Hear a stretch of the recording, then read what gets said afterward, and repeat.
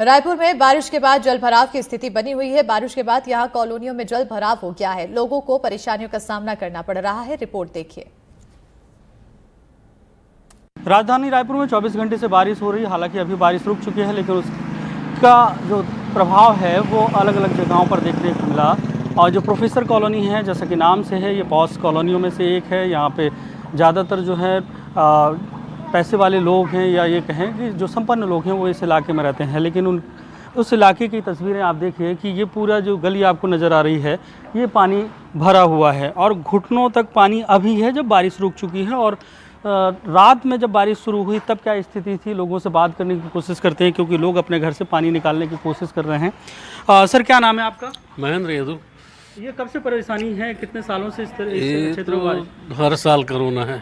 क्यों ऐसा हो रहा है? बारिश का पानी घरों में घुसता है। यहाँ पे तालाब है, 2 बड़े बड़े, शहर का पानी पूरा आता है यहाँ। ये ढाल है, तो यहाँ बारिश, हाँ, इस वजह से होता है।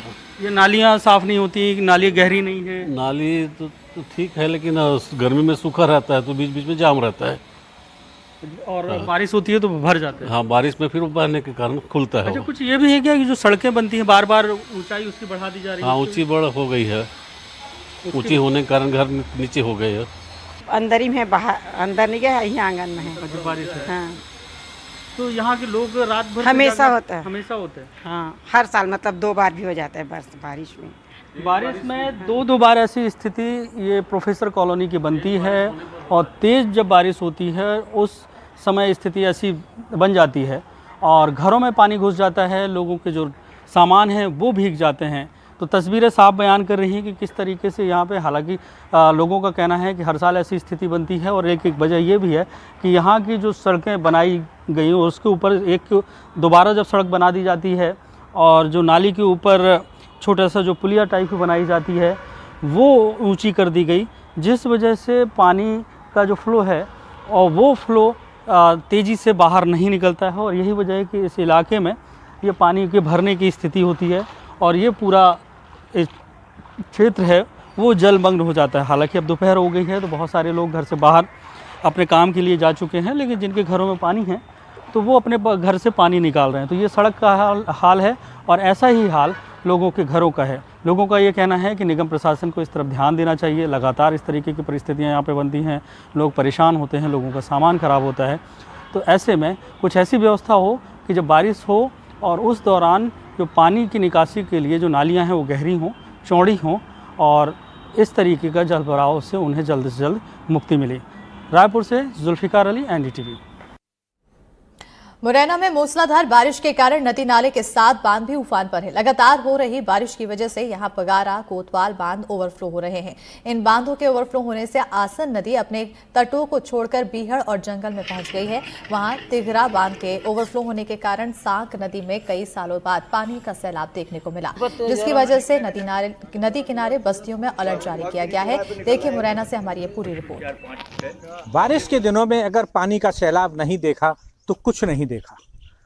इस वर्ष लगातार पानी का सैलाब हर नदी नाले में दिखाई दे रहा है, और हालात तो ये हैं कि बांध भी अब पानी की दीवारों को तोड़ रहे हैं, लगातार दीवारों से बाहर निकल रहे हैं। बांधों का पानी, जल स्तर लगातार बढ़ता देखा जा रहा है। तो आपके गांव के किनारे से बहती है ये नदी? हाँ, किनारे से बह रही है। अच्छा, तो क्या पानी कितना ऊपर है? पानी पुल से कम से कम 6-7 फुट बैठेगा। 6-7 फुट। हाँ। तो क्या परेशानी हो रही है अब? करने के लिए परेशानी है साहब। अच्छा, हाँ। तो कहाँ जाते हैं इधर से? इधर जाते हैं पटिया वारे पे, ये गांव, बहुत से गांव में फैक्ट्री है। तो यहाँ क्यों खड़े हैं आप? गांव में जाने को। तो क्यों नहीं जा पा रहे हैं? नदी के पास से कैसे जाएं? अच्छा, तो नदी क्या ऊपर आ गई है? हाँ, 7-8 फुट है। तो कब जा पाएंगे? अब तो उतर जाएगी तब जाएंगे, या न्यू जाएंगे। टिगरी है। तो फिर उधर से जाएंगे तो कितना लंबा पड़ेगा? 17-18 किलोमीटर का फर्क है। तो कितनी परेशानी होगी? बहुत परेशानी है। तो आप जैसे कितने लोग आए हैं? बहुत है, कम से कम 100-200 आदमी होगा बाजार में।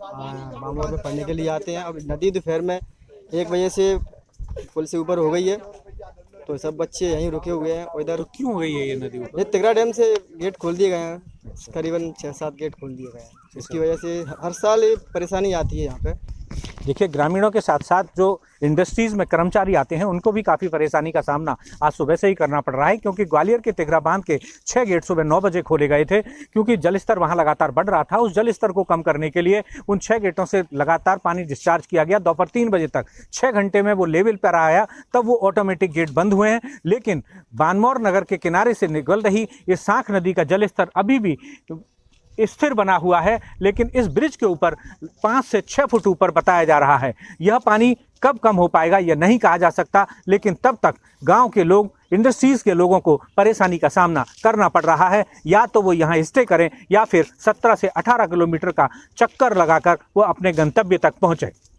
कैमरामैन शमशेर खान के साथ एनडीटीवी के लिए मुरैना के बानमौर पवाया रोड पर सांख नदी से मैं उपेंद्र गौतम। समस्या बहुत से बच्चे पढ़ने आते हैं सुबह, इधर बस चलता नहीं है, टेम्पू चलते नहीं है, बच्चे लोग पैदल पढ़ने आते हैं।